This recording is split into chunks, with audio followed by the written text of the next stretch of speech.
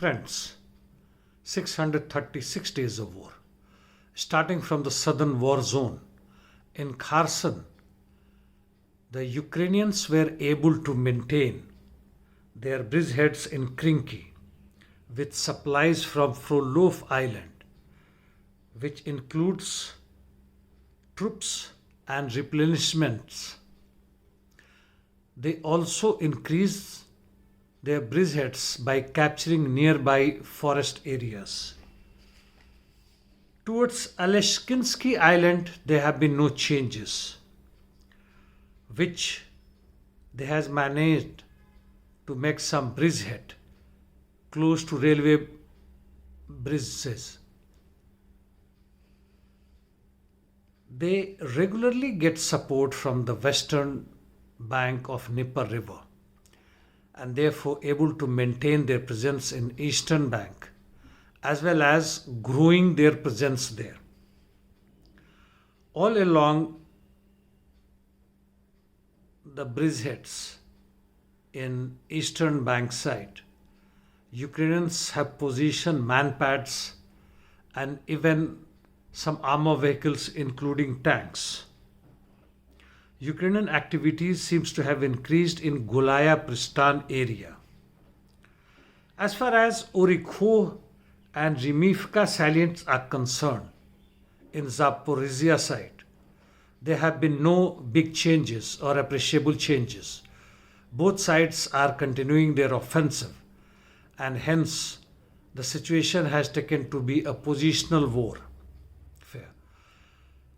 Ukrainians have been launching and again launched various forms of attacks on Crimea Peninsula using many forms of weapons like missiles, UAVs, unmanned boats.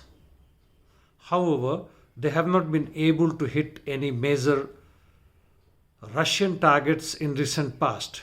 Coming to east, Ukrainians carried out counterattacks in Novomikhailovka area. However, due Russian counterattacks, they not only withdrew to their original position but were also pushed behind where Russians gained some ground.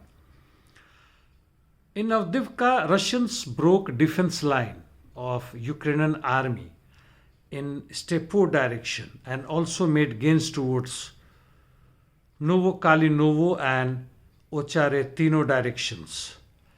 Ukrainians have been carrying out counterattacks in industrial zone in last 24 hours without any break. However, they haven't been able to make any gains.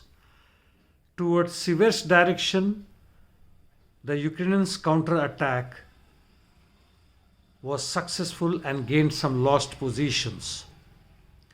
Marinka Russian army made some advance by capturing few blocks. In Bakhmut direction, Russians are continuously advancing, though at pretty slow pace, towards Bogdanovka and also towards Kleshivka. As far as Andriivka is concerned, it continues to be a grey zone. In north on Kharkiv front, nothing special, no major changes. The Ukrainians carried out counterattacks in Kupiansk direction towards Kurilovka, Timkovka and Sinkovka without any gains, and similar situation was towards Liman. Russians have been launching deep inside Ukraine, hitting Ukrainian targets, not only Odessa but even Kiev. And Ukrainians are continuing launching their attacks in Russian territory, and many of their UAVs reached Moscow. However, were intercepted by Russian air defense and no damages have been reported. Little bit on Palestine Israel War. IDF troops have been striking Hamas infrastructure through air as well as on the ground. And data says that total journalists killed in Gaza Strip are more than 60 now.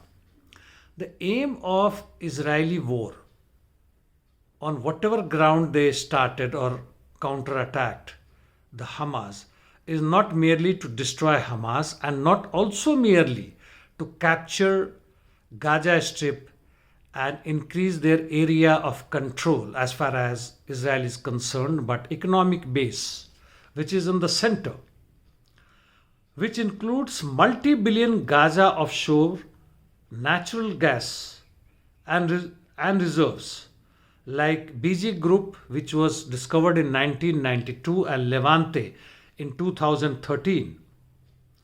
If you remember, not only Ford Foundation, but even Netanyahu was supporting a faction of Hamas, saying, if you remember the old time, what Americans say, the good terrorist and the bad terrorist in Syria. Similarly, is the situation here. IDF continues ground offensive in Gaza Strip. It killed 200 people in Al-Shifa hospital, and now in northern side it is advancing towards Indonesian hospital, where number of patients are more than thousands. In south also they have gained some more lands in Gaza Strip. However, it must be said that Hamas resistance is massive. It's not a small thing. They have been able to destroy more than 60 armored vehicles belonging to Israel in last 24 hours only. Now, Hezbollah, though not directly fighting on the ground, have been launching missiles. Yesterday launched 40 of them and destroying many IDF barracks. BRICS will hold an urgent meeting on Palestine Israel War. There is an important event that has taken place which our global citizens would be interested. That is the outcome of Argentinian election. Javier Milei, I am not sure of his pronunciation, an extreme right wing, has won the election with more than 55% of total votes. The left oriented or leftist would-be president has lost. Immediately after the election result was announced, he declared that his sole aim will be to destroy the communists. He will not participate or become part of BRICS, which BRICS had cleared Argentina to join it along with other countries, and also said that now his country will be totally pro-America as well as pro-Israel. Whatever reasons, it's a mental disease or sickness. How is he related to Palestine? But then that is the meaning of right wing. And now they are uniting globally. Like Indian organizations, many of them are pro-Netanyahu. They think that Netanyahu is doing a great job. Well, you got to think, friends. If you are not part of these rogues, which are less than 20%, but somehow or other,